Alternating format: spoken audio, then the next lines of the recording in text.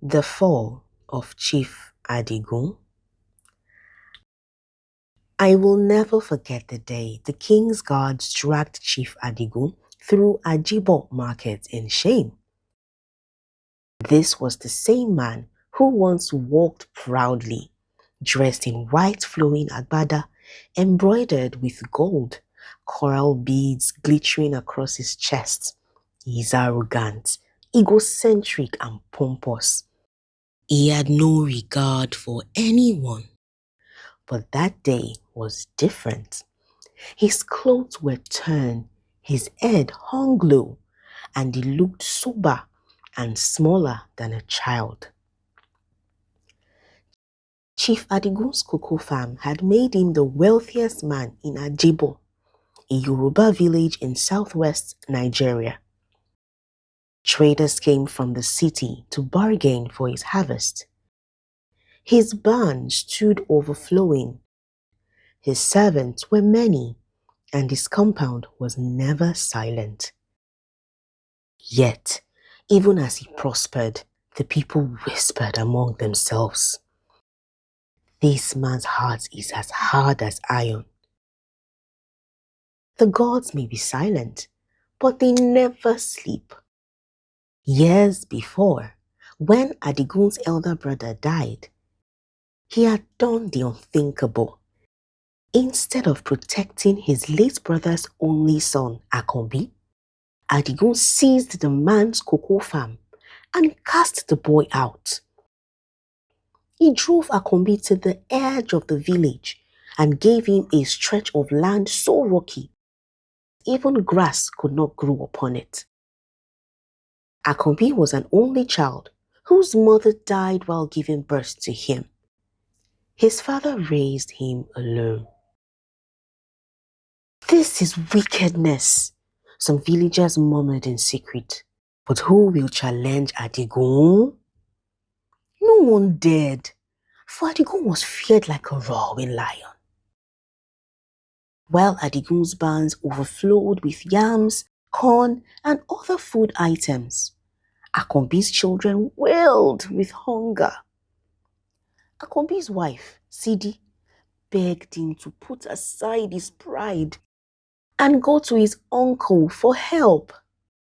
Turned between shame and desperation, Akanbi listened. He approached Adigun one morning, voice low and trembling. "Uncle, please, my children have not eaten." Adigun only laughed, a sound sharp and mocking. "Go and eat the stones on your rocky land. Do not disturb me with your poverty." The cruelty of it broke the hearts of those who overheard, but none dared speak for Akanbi. Yet, fate turns tables. One year, government men arrived in Ajebo to survey the village lands. Their findings shocked everyone. That useless rocky land, dismissed and despised, was sitting on a wealth of gold and hidden treasures.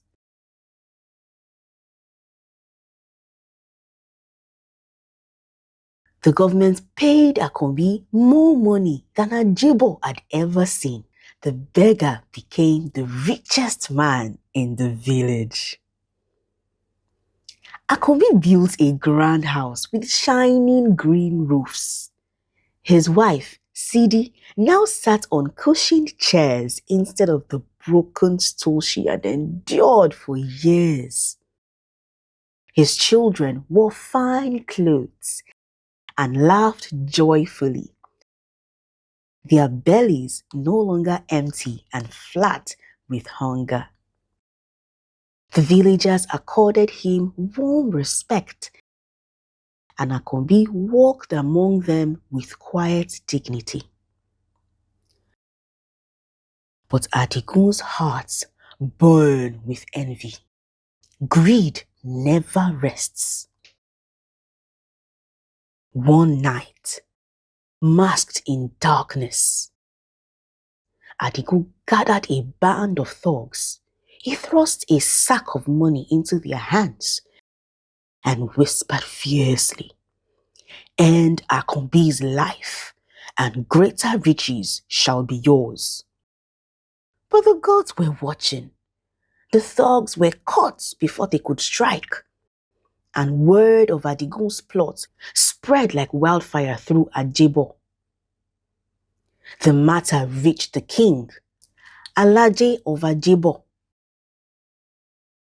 On the day of judgment, the villagers filled the palace courtyard.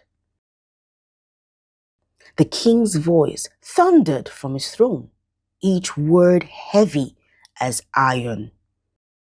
"Adigun, you robbed your brother's son.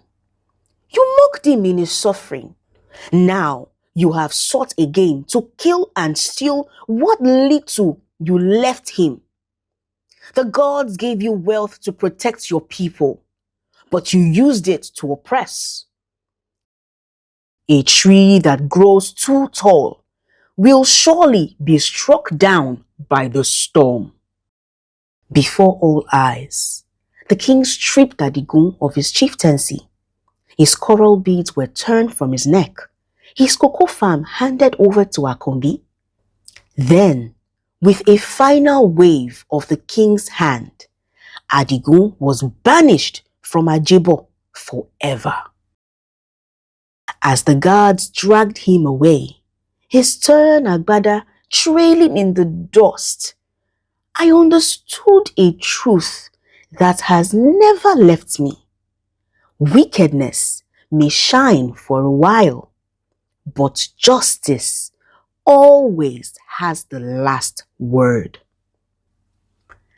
And so, the proverb was fulfilled. He who rides the horse of greed at a gallop will pull it up at the door of shame.